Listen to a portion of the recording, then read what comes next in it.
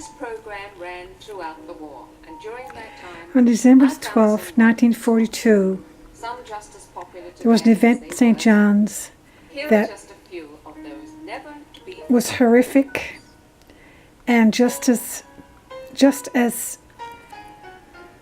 terrible as what happened overseas in the battles during the war. It was Knights of Columbus fire on Harvey Road. Gabriel Joseph Ryan was 21 years old when he and his brother Larry decided to go to the KFC dance, Knights of Columbus dance.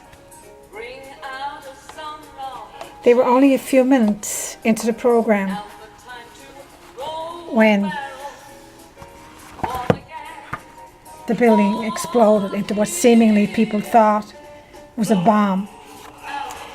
Knights of Columbus Hostel had been opened a year earlier to sailors, soldiers, merchant marine from the Allied nations of all the countries involved in the Second World War.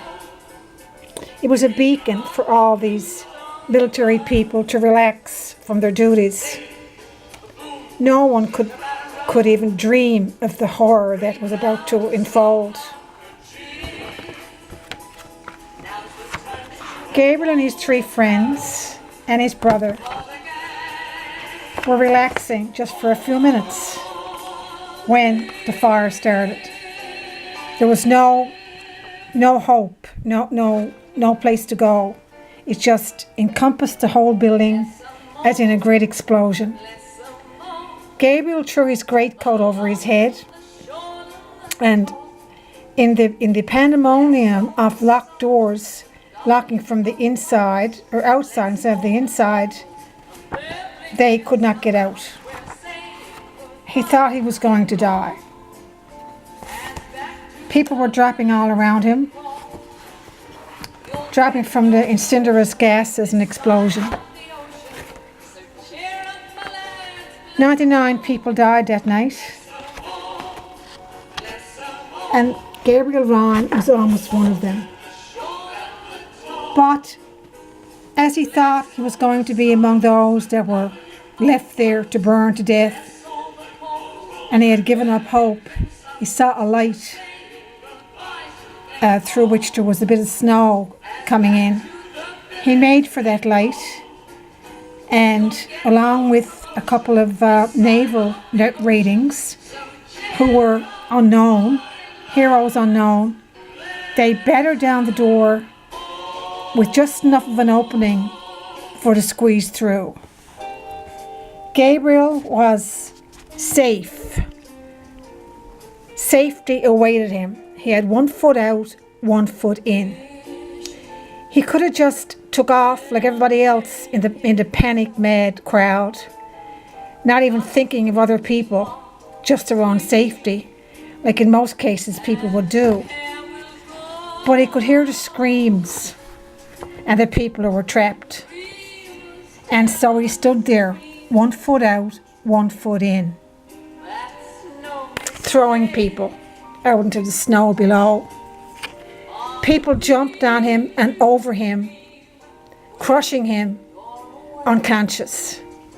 And there he would have stayed. He was unconscious. People jumped on him in their rush to get outside and to safety. He would have stayed there almost ready to die, really, because he didn't know what was going on. He was just unconscious.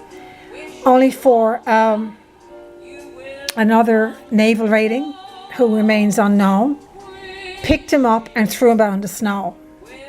He then crawled because his arm had become dislocated from the shoulder. He crawled to, he didn't know where he was going. He thought he had been bombed. He thought the whole place had been bombed. He started walking or crawling or something, and a bus came along and brought him along with other burned victims on the floor of the bus. They brought him to St. Clair's Hospital. He was then taken to Shamrock Field, where he subsequently recovered, at least physically. He stayed in the army in the Newfoundland militia. There was 99 people died that night.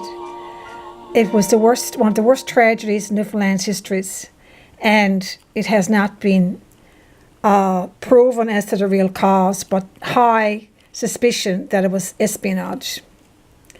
Gabriel returned to his home after his 5-year stint in the army. He had already tried to sign up for overseas active duty, but was turned down even before the fire for medical reasons. He returned home to St. Joseph, St. Mary's Bay, where he had been born and raised, and subsequently raised a family and got on with his life. The horrors of the war, or the horrors of that night, never left him. It stayed with him all his life, along with the physical injuries he sustained. Gabriel Ryan was a hero, as much as any hero they ever fought in the trenches or in the battlefields of Europe. I applaud him, I commend him, and I honour him today, Remembrance Day. He has been written up several times in newspapers and war memorials. He never did seek any kind of recognition for his deeds. He was a very humble person. There is a book written, His Soldier's Coat, Private Gabriel Ryan and the Knights of Columbus Fire of 1942, which details his life and the horrific experiences he experienced that night of December 12th, 1942. All the military stripes of the Allied forces were in that hostel that night, and a lot of them died. I honour Gabriel Joseph Ryan, and I hope he rests in peace, and his courage will never ever be forgotten. He is a hero to all Canadians.